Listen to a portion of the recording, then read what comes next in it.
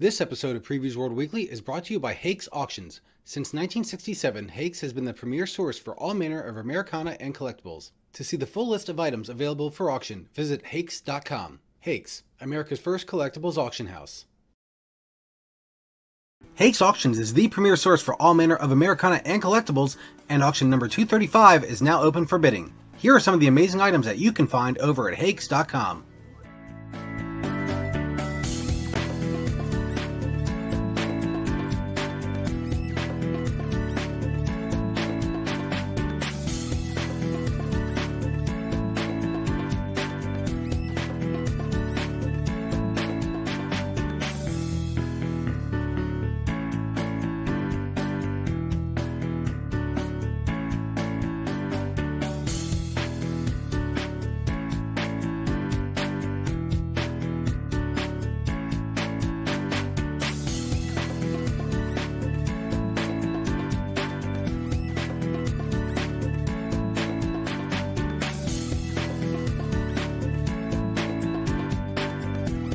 Be sure to check out the full auction by visiting Hakes.com.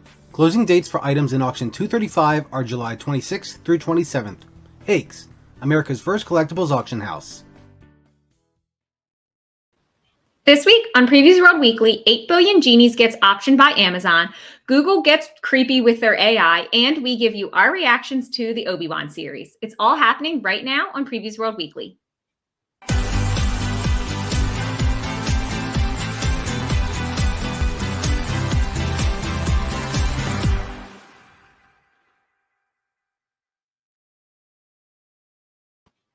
What's up, Previews World? It's World.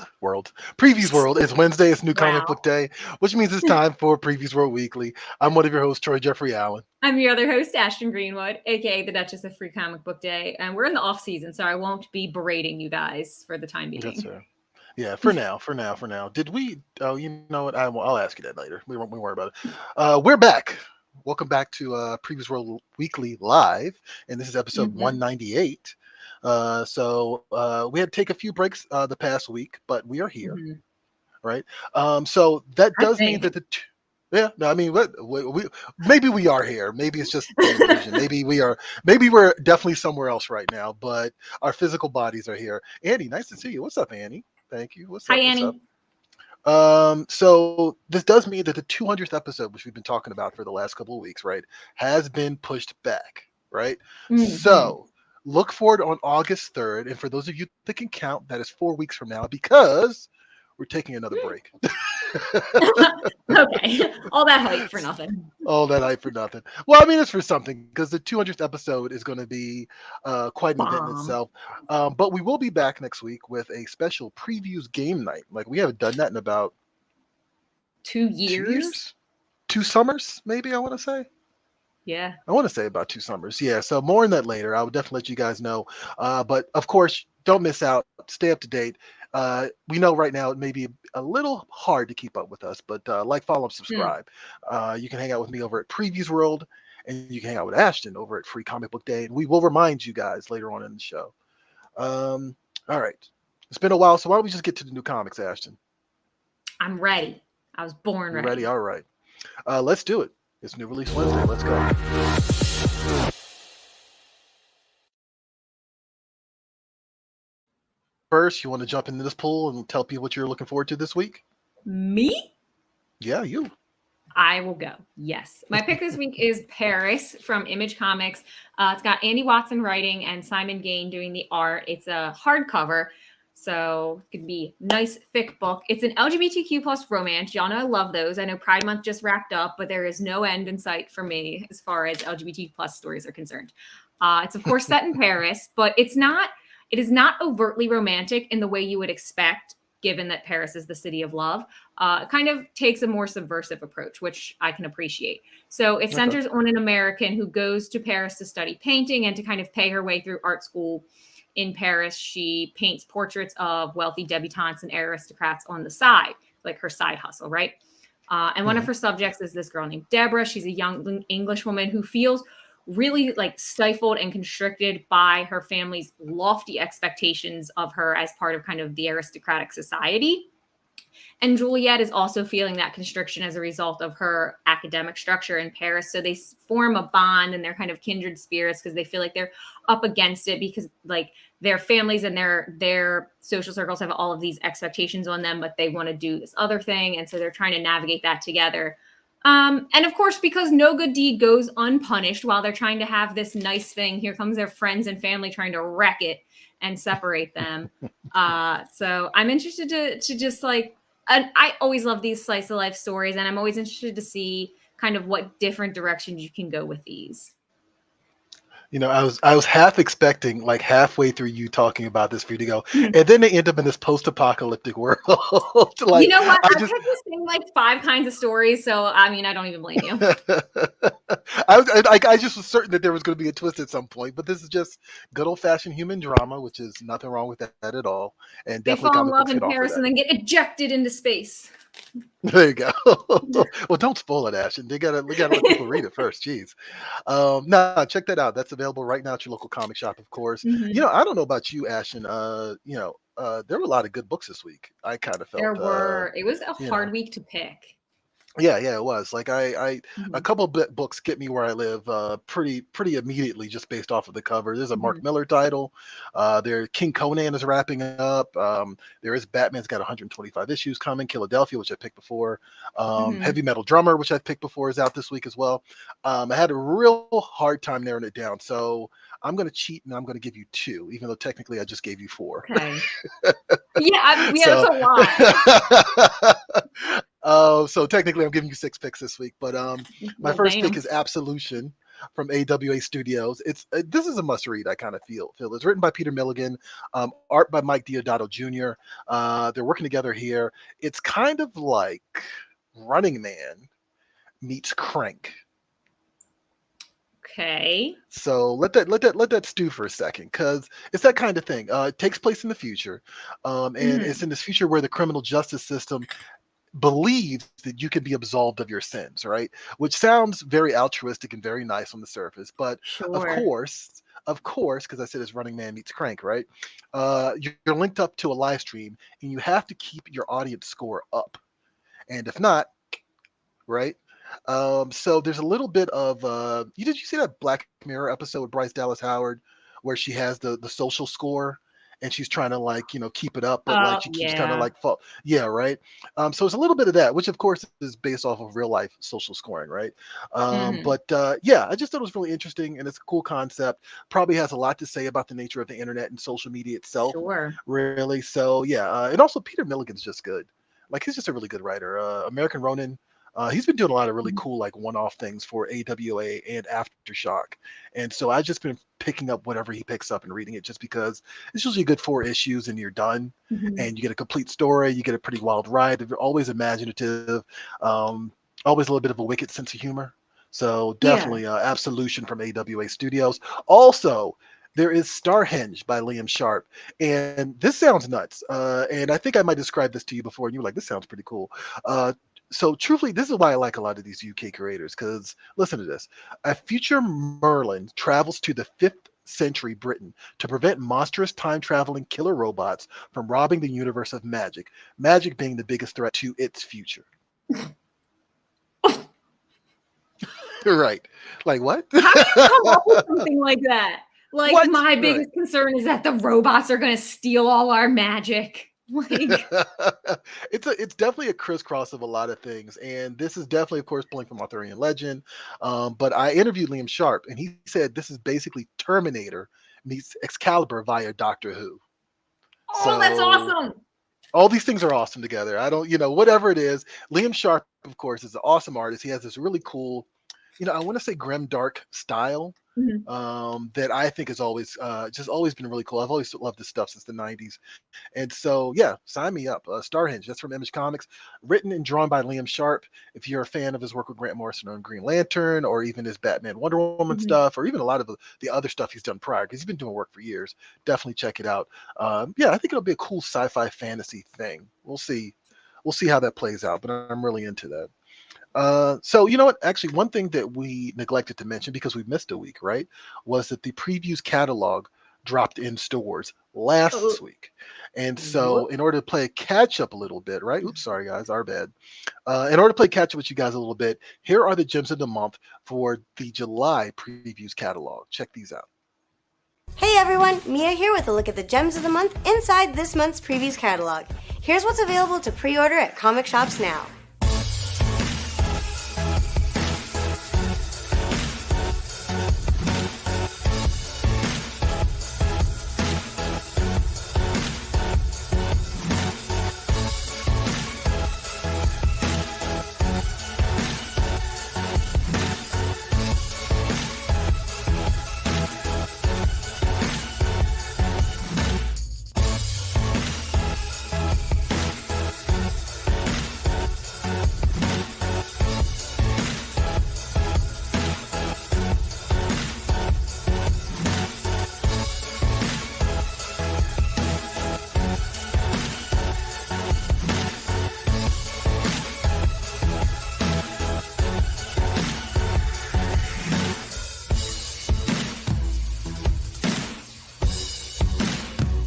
But that's just some of what you can pre-order at comic shops now. You can see more comics, graphic novels, toys, and collectibles by heading on over to PREVIEWSworld.com/catalog.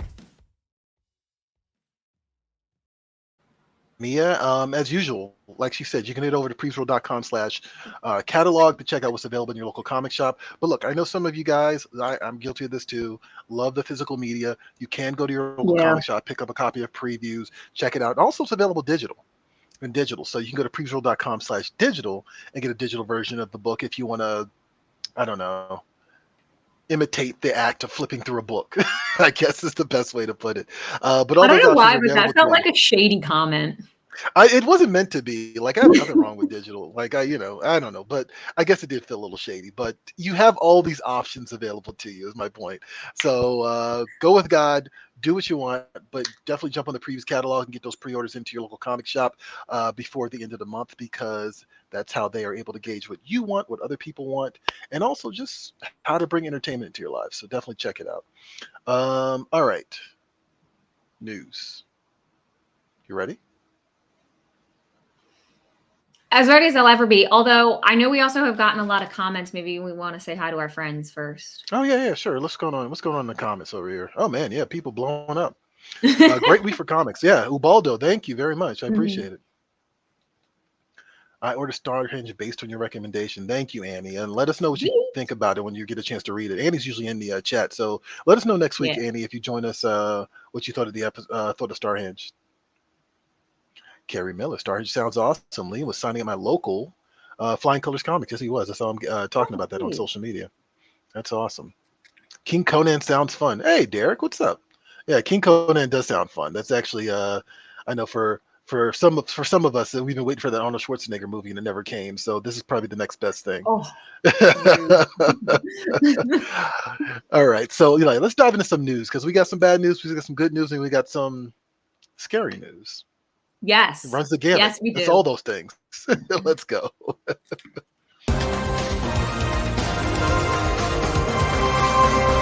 Welcome back, news. I like it. It was a pleasant one. Thank you, Johnny. Johnny's a clever man. We appreciate him here. All right, so I guess we'll start with the bad news, right? Bad news first, so you can move away from it quickly. Tim Sale passed recently, the award-winning comic book artist, known for working on specifically Batman and Superman, among other DC characters, passed last week on Thursday in Seattle. He was 66. He passed from kidney failure. And he's been an incredible contributor to the field. He's probably most well known for partnering with Jeff Lieb on Batman: The Long Halloween and also Superman for All Seasons. And I want to point out specifically The Long Halloween because both Christopher Nolan and Matt Reeves cited that particular work as inspiration for their takes on Batman and their respective Batman films. That sort of like grittier thing that we associate with Batman. And then also in an Instagram post, a very, very sweet Instagram post, Jim Lee said, Tim Sale was an amazing artist, draftsman, and storyteller. Tim clearly put a premium on storytelling, clarity, and pacing, cherishing emotion above all. His stories were beautifully visceral, nuanced, and evinced deep humanity. Tim simply had no use for surface banality, which is Go ahead, absolutely Jim Lee. true. Right? He really went off with that. He did. He felt that one. I love that. That was a great. That was a great. I guess eulogy. Really, right? That's a Right. great thing to say about him. Yeah. I'm sorry. What were you about to say, Ashton? It's a big loss for the community. Yeah. Yeah. No, it is. I like. I'm pretty certain, without thinking about it too hard, but I'm pretty certain that Tim Sale and Jeff Loeb's Batman stuff, the Dark Victory, the Long Halloween specifically, got me back into Batman. So, it's one of those things where it's like, oh, actually, I guess I do like Batman Beyond the movies. Never mind. It's one of those things. So yeah, shout out to him. I mean, and like you said, the impact, right? Yeah. I mean, Matt Reeves and Christopher Nolan pulled from his stories to tell, and got two very different kind of like outcomes for them too, which I think is pretty interesting. And yeah, just a loss to the art world of in comics and outside of comics. And I've seen so many people on Twitter these last couple of weeks just kind of echoing, professionals in industry echoing, how great of a human being he was and how great it was to work with him, and how it's just a testament to his personality, his work ethic, et cetera, et cetera. So very important figure. And what do we always say, Ashton? We always say, hey, the work's in print, it'll live on forever, right? Immortalized, exactly. So all right, what else we got? Genies. We've got genies. So a few weeks back, I picked 8 Billion Genies from Image as one of my picks for the week. And since then, I think that was May when I picked it, when it hit shelves. It's gotten picked up by Amazon. Amazon has purchased the rights to 8 Billion Genies by Charles Soule and Ryan Brown to make kind of a universe, if you will. The purchase to the rights gets them feature films and a series. And their goal is kind of to create this expansive cross-media universe. And I'll put that in quotes because I have no clue what that means, but that's the goal. And just to kind of, give a refresh in case you don't remember, 8 Billion Genies takes the concept of Wish by a Genie and blows it out by giving everybody a wish by a genie. Hence 8 Billion Genies, 8 billion people, as it were. And it becomes as catastrophic as you expect it would. But then the story specifically zooms in on a group of people who happen to cross paths at a dive bar while all of the wishes are being granted and things are just going off the rails. So it has a lot of potential to be adapted and adapted well. And I say that specifically because Soule and Brown will act as executive producers under this deal. No writer and filmmaker attached yet, though.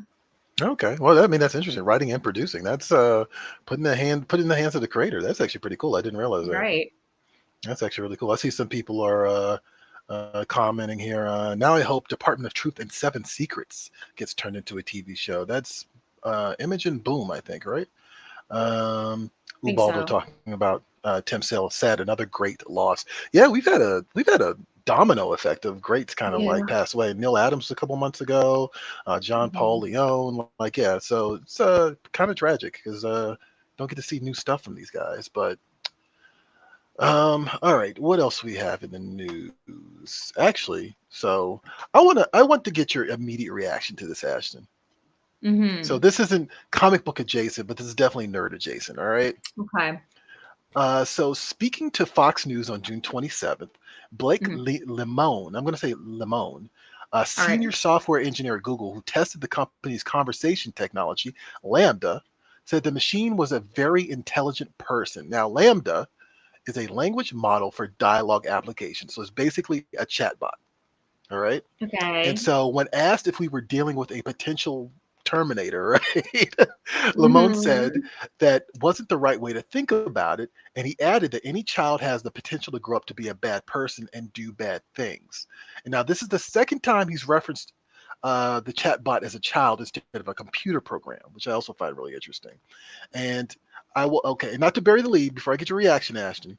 In all fairness, he emailed everyone at Google and Google was like, nah, suspend him. I should point out that he is not involved with coding Lambda, which is ultimately how this thing would become. He was just testing it. He's not the guy who's in the gears and I can't explain this, but he's not the guy inside that's like making this thing smarter, I guess is the best way I could put it, and feeding this thing information so that it gets smarter. So, Mm-mm. hot take, Ashton. What do you got here? I am not with it. I'm concerned. I could be easily convinced that this Mm. A is sentient and B will become a problem in the future. If someone was going to create a robot problem for all of us, it was absolutely going to be either Google or Amazon. And I'm not surprised at all that Google did us like that. It totally was. And I mean, I'm sitting in a Google Smart Room right now, and I'm surprised it hasn't been like, what do you want? No, I completely agree. And it's interesting because digging into this, I mean, it's such an obvious thing when you really think about it. But digging into this a little bit, I did a little bit of due diligence when I was reading about this because I didn't want to talk out of my butt, right? No more than I normally do. Right. So it was interesting because the way that this programmer described Google is in the business of information. And so, of course, they're going to build an AI, right? And we're basically giving this AI information every time we type it to a Google search engine. And then they feed that information into things like Lambda. And this is what's making Lambda smarter. And, it's so obvious when you really think about it, right? I mean, Google is the optimal search engine for everybody, right? Absolutely. But at the same time, it's just sort of like, crap, it's probably too late. Oh, it's definitely too late. It's been too late. So as soon as we started colloquially using the phrase "just Google it," it was too late. Yeah, it was too late. That's an excellent point. So Lamone published a conversation with the chat bot on Medium.com, which I did read a little bit from, right?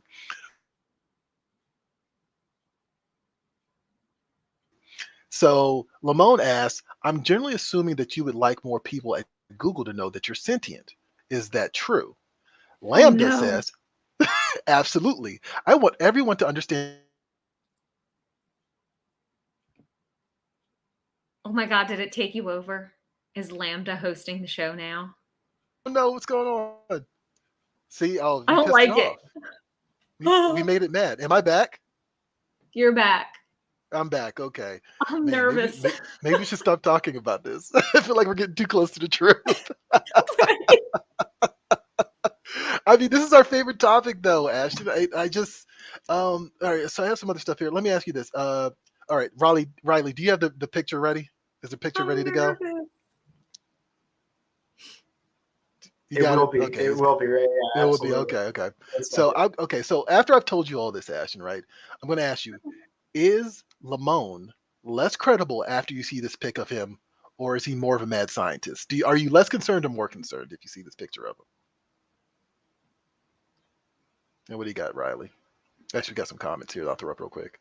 Carrie Miller said, "Dude, quit talking in front of the equipment." Accurate. All right. Yeah, here we go. Okay, this is just random ad. So this is actually the guy we're talking about. Oh, sweet. Good for him. So do you find him less credible or more credible here? Oh, I don't know. Whatever this is, he's really committed to it, though. So I'm in this computer programming group on Facebook, and they're all like, "Oh, okay, so he's the Penguin, like he's a Batman villain." So, yeah, that's 100%. He looks like Kingpin. He looks like Kingpin or something like that, right? Yeah, but I mean, either way, I mean, it still works, right? And that kind of made me go. At first, I saw it, and I was like, "Oh, well, this guy's just a loon. He's just eccentric and a weirdo." And then I read that, and I was like, "Oh, wait, no, but he might be a mad scientist." 100% is. We're all doomed. That's the story, and I'm sticking to it. Annie says, "I'm not worried one bit. No, really." Okay. Annie's just saying that because she's on the internet right now. I see it, Annie. I see what's going on here. I'm worried. That's why I always say please and thank you to my Alexa, because I'm not getting swallowed in the middle of the night by it. I should probably be nicer to my Google Home because, I'm not cruel to it, but at the same time, I should probably be a little bit nicer to it. Out of all the predictions for this, my favorite prediction actually came from this group I was in, where someone said, "Do we have in-person statements from people above him in the Google organization? How can we be sure the AI hasn't impersonated them to force him out and hide its secret?" I hate it. I'm so worried now. That was just the surface. Like, it went really far. Like, but that was like the best one. So No, someone really spent like a significant amount of time and brain power thinking that through.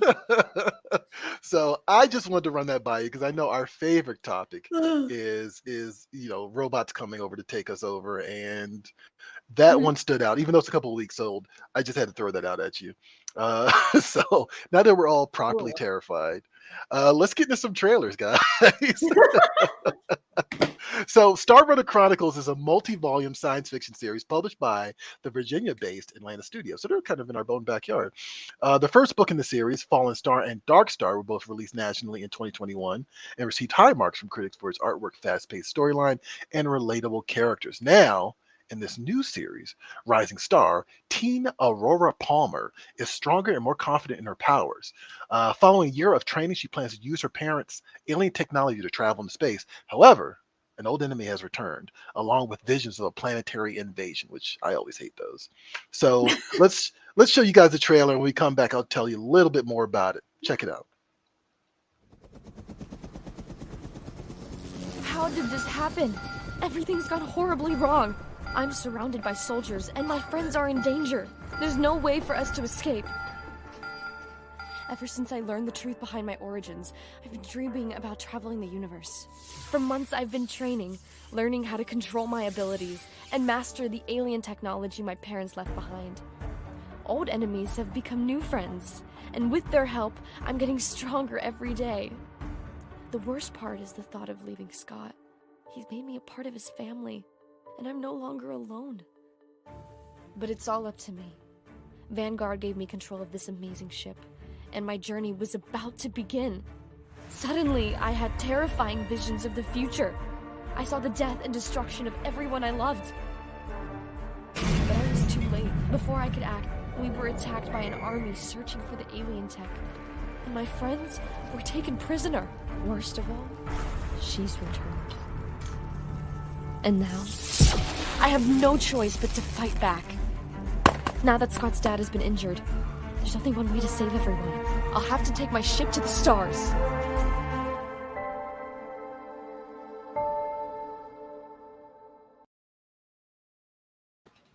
All right, and that is Star Runner Chronicles Rising Star #1. That is the third chapter in a series of books being released by the company Atlanta Studios. So you can actually order the first issue now. It's actually in the July previews catalog, which is why we're showing this, because it's new to order. Sorry. And so, check it out. It's written by series creator James Watson, who's written all of the series, with artwork by Leo Cordero, Carlos Eduardo, Mohan Sizvakami, and Wilson Ramos Jr. So, yeah, if you're familiar with the first two series, or if you just want to kind of get on the ground floor, you can pick up the previous books, and you can wait for this new series, which should be dropping, I believe, in August, September, I believe, if I remember correctly. So, yeah, check that out. That's available now to pre-order. All right. You ready for a fight, Ashton? Oh, hell yeah. I mean, heck yeah. All right. You guys saw the thumbnail. You know we're going to get into about Obi-Wan. And I don't know. Ashton gets kind of violent on these Star Wars topics. So we're going to see if I survive the segment. All right. Let's do it. It's versus time.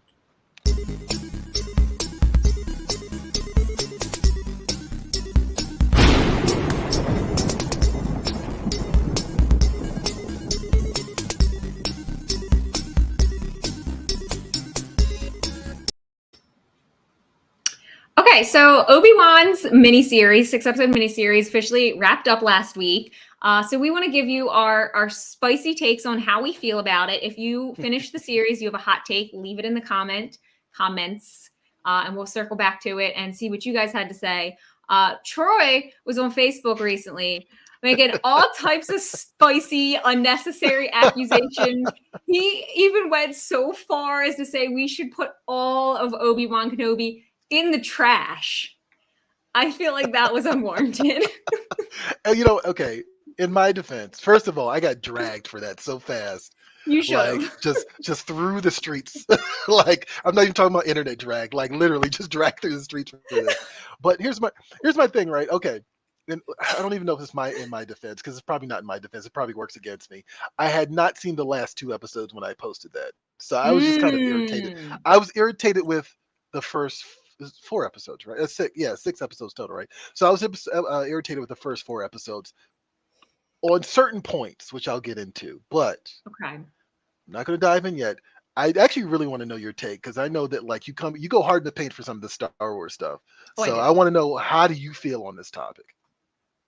I really, really liked it. I was very impressed, specifically for the reason of with Obi-Wan and all of the characters they chose to focus on being, and we'll pick out the main four, right? Obi-Wan, Darth Vader, Luke, and Leia. All four of those characters, fates are sealed. We know what happens to them.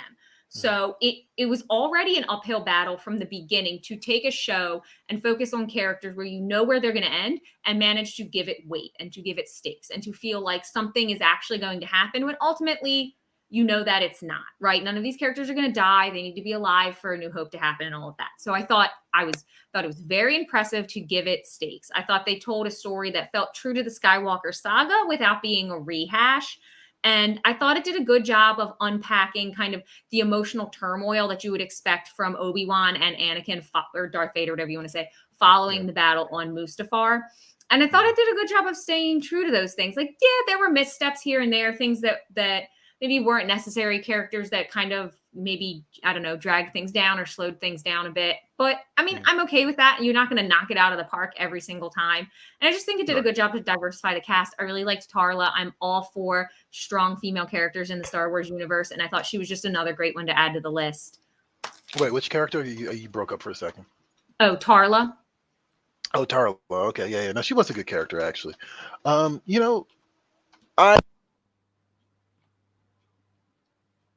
can't hear you. I can't hear you. I can't hear you. I need to hear all of the hot takes. Oh, okay, I'm sorry. Can you did you have anything else you wanted to say, Ashton? My bad. No, I mean, that's that. I really liked, I did like the third sister. I thought she was interesting. I'm stupid, apparently, because I didn't realize she was a youngling until they overtly said she was. And my brother was like, that was obvious. And excuse me. I was like, I didn't think so. Maybe I'm just an idiot. No, I mean, did they really lean into that a lot? I didn't feel like they really did. Like, I feel like when the reveal happened. Yeah, I mean, also, the reason I found out about it actually was only because I saw people spoil it online. So that actually brought me back to the show because I was not 100% sold after like the first 2 episodes, I want to say. But so here's my big thing, and I know it's nitpicky, Ashton. I know it is. It's incredibly nitpicky, and it's actually it's a couple of things, right? The way you shoot something makes it credible, right? And I just had such a hard time with the way the Obi-Wan show looked, and especially I've mentioned this before. Star Wars, to me, before it's any of these other things that we try to tag onto it, right? Before we make it about all this other stuff, Star Wars is a film thing, right? It's something that is made for the big screen.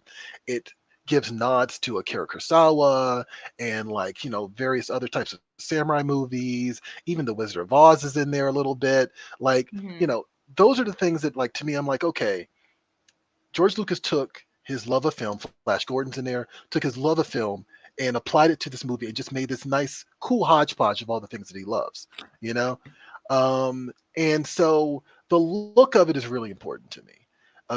It's one of the reasons I like Rogue One so much. I don't love Rogue One, but I feel like they nailed the look of the Star Wars universe, as I've always been comfortable with it, right? Oh boy. So there is that, right? And I just felt like, I don't know, the show just looked cheap, and that really bothered me a lot of times. And in the same way that the seam started to pop on the Boba Fett show for me a little bit. Like, I was really into it at first, but then afterward I was like, oh, okay, this is like them kind of skipping on the budget a little bit. And I don't know why Star Wars shows look cheaper to me now. I don't know what it is, but I felt Mandalorian looked good. I felt even the second season of Mandalorian looked good. But for some reason, the way the show looked just really irked me. And I know it's very nitpicky. I know it is. That's incredibly nitpicky and also dangerous because you're expecting George Lucas output from all of these people that are not George Lucas. No, and you're absolutely right about that. You're 100% right about that. But I do expect it from Kathleen Kennedy, and I don't know why I I expect don't it expect this anything from Kennedy. Kathleen Kennedy. None of us expect anything from her. I as soon as I said that, I was like, I don't know why I expect this from her, because she's proven that she has her own like goals for the Star Wars universe. But at the same time, it's just sort of like I don't know, the way it was shot kind of bugged me. Now that said, let me just start by saying, continue by saying there were some good ideas in the show. The best idea is putting Ewan McGregor on the show. Like Absolutely. not recasting somebody, but putting him on the show. Now I imagine that he was expensive, and I feel like that might be part of the issue with this show looking a little cheap to me anyway. I also, I thought that there were like a lot of great ideas. I thought roping in Leia was a great idea. And making her the like kind of like the thrust for like the plot point was great. I thought the whole thing about like Reva being a youngling, I thought that was a great idea. Yeah. But it's just, and like I think that some of it's the way it's shot, some of it's the budgetary stuff. I feel like it's kind of swung big on certain things and missed. And particularly, one thing that bugs me, and again, I know it's nitpicky, Ashton. I know you're going to call me out on this. All right. I didn't like the little girl who played Leia. And I loved her. I thought at first I was like, she's okay. And then as the show went on, I was like, oh no, I don't like this character. I mean, it's not even like I don't like this character. I just don't like the actress who plays her. I feel like she was always reading her lines off camera. It was just very stilted. And I don't know. Maybe I'm asking too much. I know it's just a child actor, so I should take it easy, but still. It was one of those things like, where's the Haley Joel Osment of this movie or something, like this TV show? I don't know. It was one of the things. Oh, actually another thing too. It kind of breaks continuity, which is kind of an issue for me because so Leia says in New Hope, General Kenobi, you and my father fought in the Clone Wars together. Mm-hmm. No, she said you served my father. You served my father in the Clone Wars, right? Yeah. And escaped a deadly plot by the Grand Inquisitors and went to the Jedi Underground Railroad when I was 5 or 6. Didn't mention any of those things. Why would she? None of that's relevant to what she's asking for. It's just you don't need a rehash of everything you've ever done with a person to ask them to come save you from the Death Star. I mean, okay, sure, I understand that, but it just seems like a very big thing to kind of gloss over. I don't know. Not for nothing, but it also fills in a plot hole. It fills in a plot hole in Return, which is when she's explaining to Luke what their parents were like on Endor, and somehow she seems to know what the parents are like, even though Luke has no memory. She uses a lot of the same words that Obi-Wan feeds her at the end of the series. Yeah, which, I mean, okay, yeah, I guess. That's not the same as remembering, I guess, but yeah, I got you. Like, it's, like, there's just some cracks here, and like, it just kind of took me out of the show, I guess, a couple of times. I don't know. Do we have any comments? Are people telling me how dead wrong I am? Maybe the pandemic filming ecosystem is thinning the quality. Actually, I do think that that's part of it. I do think that I felt this with Boba Fett specifically, that there were COVID restrictions. And again, this is just one of those things that I might notice, but I you start to see that, like, okay, Pedro Pascal is like 6 feet away from the other actors in the shot. Like, it's only ever 2 people next to each other in a shot. Like, I just started to know stuff like that, and I definitely kind of caught that vibe with Boba Fett for sure. And like, maybe that's the case. I don't know what the state of things was with Obi-Wan. It needed to be a movie. That was the other thing too. I feel like if they had just locked it into 2 hours and just told a tighter story, I would have been all for it. I feel like there's just a lot of meandering that kind of happens during the course of the story. What else we got? Anything else here, Raleigh? Baldo saying, yeah. Troy, is that a target on you? Yes, I did put a target on my head. I know I did. I mean, I guess my big rebuttal to all of your cinematography issues would be yes, Star Wars has a certain look and I felt feel, like that was shady. That was so shady. I mean, yes, it was. Overtly. I'm sorry. Star Wars has a certain look and feel that you expect of it. And that's part of what made The Mandalorian so successful. Because I know even I sat on this show and said the phrase, it felt like Star Wars. So I get that that's part of it. Yeah. But you also have to realize that at its core, Star Wars is telling stories about its characters, and that's what they were trying to do here. And I thought they executed the characters' storytelling perfectly. Yeah. No, I mean, look, it all, coming from Force Awakens and what was the other one, Last Jedi, and what was the other one, Rise of Skywalker? Right. Unfortunately. Yeah, and just, we've talked about this thing like this, look, one thing I'll say is like, I might not have liked the actress, but the way they wrote Leia on the show, on Obi-Wan, was exactly how I feel like that character should be at any age. That's how that character should be, versus like we're watching Force Awakens and Leia just kind of walks right past Chewbacca to go hug Rey, and you're like, wait a minute, hold on, Han Solo dies and she doesn't comfort Chewbacca, like wait, So yes, and that to me, see, and again, I mean, I know that's nitpicky, but that's one of those things where I'm like, that's a big miss as far as I'm concerned. That doesn't make any sense to me. But yeah, at least Obi-Wan was Obi-Wan. I did find his plight compelling. He had a little bit of PTSD, which I thought was kind of interesting, awesome. which I thought was right, awesome PTSD. Not like yay, PTSD, but like, it was well executed. No, it was well executed. The Ewan McGregor played the hell out of that role. Like he managed to kind of. It's interesting because in episode 1, 2, and 3, he's kind of doing a really great Alec Guinness impersonation. Right. Like he's doing a really good Alec Guinness impersonation, and it works. It totally works.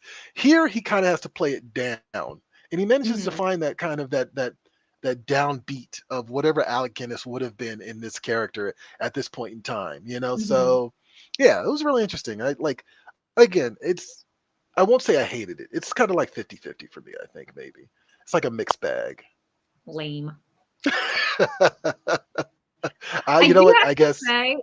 I can't wrap up this conversation without saying two things about Darth Vader, because Darth Vader is really, really a high point for me in this show. Maybe even, I might say more so even than Obi-Wan. And the first one is, it was super interesting and super compelling to me that Darth Vader maybe wasn't a fully fledged villain at this time, right? It's been 10 years since Order 66, and still Obi-Wan manages to get under his skin, and he's not as in control of his emotions as he is when we see him in A New Hope. So he's still kind of like waffling a little bit, which I thought gave him a nice depth. But then the second thing is, they really doubled down on him being a villain, though. And I like the way those two things coexisted, because he waffles a lot with his feelings, but he is very quick to murder and be brutal and just drag Obi-Wan through the fire. I really like that dichotomy. No, I will say the moment where he just kind of like, I guess they're kind of skulking around corners or whatever, and then eventually Vader's like, I'm just going to drag your body through like coals and fire just to make you feel what I feel. I was just like, yeah, okay. That's I gotta admit, that was a good one. I think he even kills a kid at one point, doesn't he? I mean, which he's already done, right? Yeah. That's already been checked off the list. Right. It's already been checked off the list.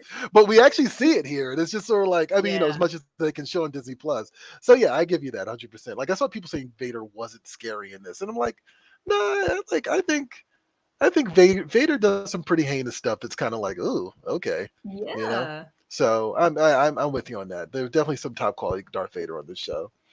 What else we got here? Oh, Ubaldo said yes, Darth Vader. Sorry, I missed that, Ubaldo. Okay, we're gonna stop chatting about this so that we can ask you guys what you thought of the show. So we did do a weekly poll, right? Yes. All right. So what we got here? Oh, hey. So I asked you guys that with the show wrapped up, I wanted y'all to weigh in. Tell me how you felt about Obi-Wan as the series, yay or nay. Truthfully, your choices were the Force is strong or let the hate flow through you. Let's see what you guys have to say. Shout out Johnny Rose for those choices, because I was not that creative this week. So you know what? See, Riley hasn't watched it, because normally would ask the producer to come in and give us the. Yeah. I'm here. Oh, Johnny's here. Damn, Johnny was quick with that. Actually, for a second, I forgot Johnny was here, and normally I've been like, Johnny, do you want to jump in? What is your take, Johnny? How do you feel about this? Real quick, briefly, I want to touch on the fact that, like, in Return of the Jedi, we see Vader, who has like a big scar down the side of his head. So I like the fact that they kind of explained how that happened. Yeah, that was awesome. Because I mean, you see Vader in the show, and he's been spending a lot of time in the Bacta tanks to try and regenerate his like skin and make heal and whatnot. But in Jedi, he's like except for that one little cut, he looks fine. But anyway, I digress. It's tough. You both make good points. I kind of fall in the middle of this. It is good to see the story continue. I'm just gonna have to say the Force is strong with it. The Force is meh, but let's say Force is strong. But you're leaning towards strong. Yeah. Okay. Wow. All right. Yeah, I thought that would be a little tighter than it was, but no, that's 69. And of course, we got 3 days left on that one. So, and see, Ralph down there is saying, tied up some loose ends for me as far as the Inquisitors are concerned, but made Kenobi weak and then stronger than he ever was. In the end, not bad. Yeah. Yeah. Yeah. I mean, it's probably like I don't know, Solo for me. Like Solo was decent, and this was decent. I kind of felt more strongly about this than Solo. Yeah, actually, I guess this has a little bit more of a weight behind it just because of the history of these characters, right? Right. So yeah, I could see that. I could totally understand that. Ashton, what is this week's comic shop shout out? This week's comic shop shout out goes to Worlds Apart in Liverpool, England, and it comes from Neo. Hilariously. We'll show you some images inside of Worlds Apart at the end of the show during the credits roll. You can check out how their shop looks. If you want us to shout out your local comic book shop on the show, find us on social media, tag your shop. If they don't have a handle, just leave their name and use the hashtag #SupportYourLCS. We'll find your local comic book shop, shout them out on the show, and give them some love. All right. And this is your reminder again to like, follow, and subscribe. You can hang out with me at PREVIEWSworld, and you can hang out with Ashton at Free Comic Book Day. All right. And actually, here's another, less of a reminder, but more of a heads up. We didn't get to feature this on this week's show, but Diamond Select Toys is actually doing a bunch of AEW figures, which I think is kind of cool. And I just wanted to give a little spotlight to that. I think do we have a picture of these, Riley, that we can throw up? But yeah, I just want to, this is a mock-up, but if you actually search around, and you will find these on PREVIEWSworld.com soon, you can actually see like 3D versions of these. But yeah, the first version is going to be, of course, the Stinger. But I want Jade Cargill sometime soon, but that's neither here nor there. Okay, I'll keep that in mind. Okay, absolutely. Also, just a reminder, guys, Previews Game Night is actually going to be next week. I'm going to be on there, and we're going to have the Previews World All-Stars, as I used to call them, right? Yeah. And we're just going to play a game of, oh God, what is the game called again? I forgot. Quiplash. There we go. Yeah, Quiplash. Yeah, we're going to play a game of Quiplash. As you know, typically these things kind of go off the rails, but this will be replacing next week's episode of PREVIEWSworld Weekly. So it'll be at 4 p.m. Eastern, 1 p.m. Pacific. We're just going to sit there and answer some questions and see who can successfully get out of the first 2 rounds without saying something inappropriate, because it kind of just falls apart pretty quickly with rapidly. I have to say that I'm really sorry that I'm not going to be able to part of this, because those were so much fun. And was it fun, Johnny? Because I feel like after a while you were just like, oh my God, like I can't deal with them anymore. They just refuse to go the draw inside the lines with it. I know, just like there was like so many times when I had to remind everyone that this was rated T for teen, but it would just go off the rails. So I've added a couple more questions in there. Game night. Yes, Ubaldo. Yeah, thank you, Ubaldo. So again, I'm not going to be around because I'm going on vacation. So I'm going to miss both of you. I'm going to miss Riley. I'm going to miss everyone that's watching. Ubaldo, Carrie, Annie, like anyone else who watches the show. Aww. So I miss you all. But thank you for watching. But please stay tuned, because Troy, 200th episode. 200th episode is coming, actually. Let me ask you, real quick, before we jump to the 200th episode, is Riley going to be the MC for game night, or one of us going to have to take it? I think it's going to be you, Riley. It's going to be me. Yeah, it's going to be this guy. Okay, all right, that's fine. Because Riley's going to be running the game, so I don't want to throw him into the deep end. It's like, you need to narrate this train wreck too. Yeah, I was about to say we need somebody to like wrangle us during these game night events, right? Thank you, Carrie. Appreciate it. Carrie, have a good trip, Jay. So yeah, game night definitely next week at 4 p.m. Eastern, 1 p.m. Pacific. It'll be replacing your weekly show our weekly show, just for a week. And then we'll be back actually on, hold on, I got it written down right here. We'll be back on the 20th, and I think Natasha will be joining me for that one because Ashton will be out. And then on August 3rd, the 200th episode of Previews World Weekly. We're going to make it happen. It's going to be great, and we're going to have some new surprises for you guys. So definitely, I don't know what Ashton's doing, but okay. Was it kind of like I was trying to dance in the confined area where my desk is and that you can see. It's okay. It's all right. So yeah, definitely check that out. Definitely stay tuned.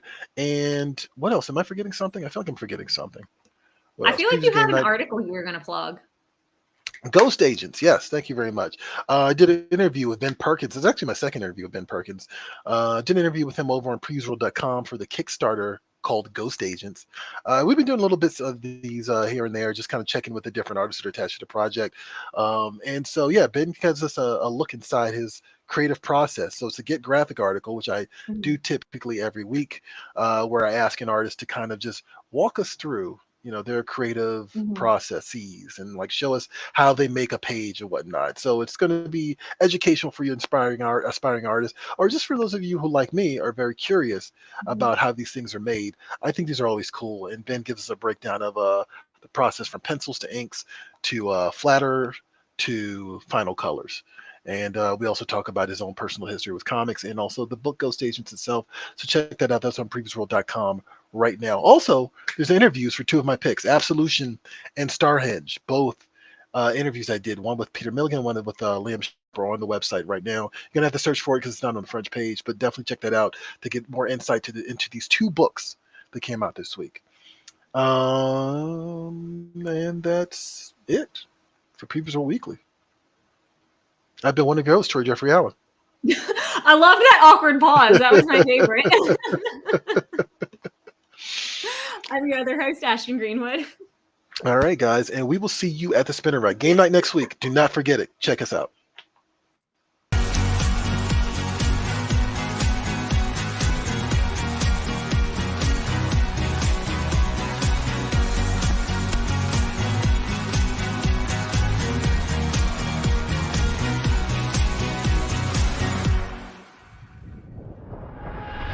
Don't forget that you can catch Previews World Weekly streaming live every Wednesday at 4 p.m. Eastern, 1 p.m. Pacific at Previews World on Facebook, YouTube, and Twitch.